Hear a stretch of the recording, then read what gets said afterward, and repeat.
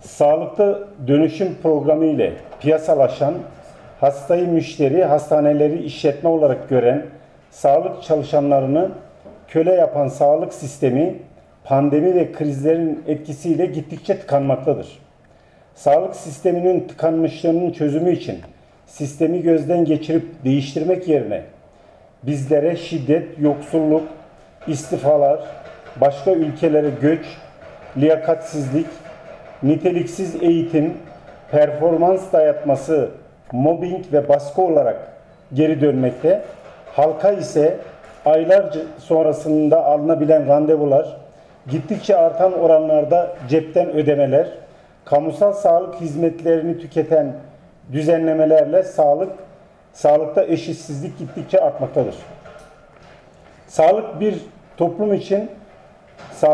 toplum için bu meslekleri seçen bizler, sürekli sağlıksızlık dayatan ve bununla beslenen bu sistemin içinde görevimizi yapamıyoruz.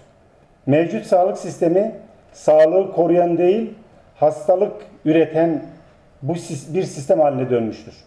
Bizlere ve mesleki tatminsizlik, daha yoğun geçen çalışma süreleri, daha uzun mesai olarak yansımaktadır. Bu yılın daha Mayıs ayında yurt dışına istifa ederek giden hekim sayısı 938'e ulaşmıştır.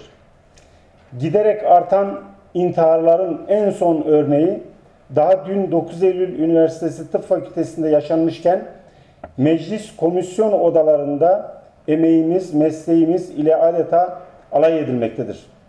Sürekli oyalama taktikleriyle mücadelemiz zayıflatılmaya çalışılmaktadır. Ama yılmıyoruz, haklarımız için mücadele vermeye devam edeceğiz. Taleplerimizin uzun zamandır mitingler düzenleyerek, yollara düşerek çokça dile getirmeye çalıştık. Ancak aylardır çıktı çıkacak, müjdesi var, yeni düzenleme kapıda, bu ay gelecek sözleriyle oyalama taktikleri devreye konuldu. Komisyonda geçen ve bugün meclise getirilecek, içinde bizlere, taleplerimize, haklarımıza yönelik hiçbir iyileşme içermeyen bu yasayı kabul etmiyoruz. Bu yasayı geri çekin diyoruz.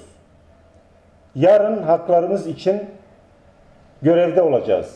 Yarın acil vakalar, yoğun bakım ve onkoloji hastaları dışında hizmet üretmeyeceğiz.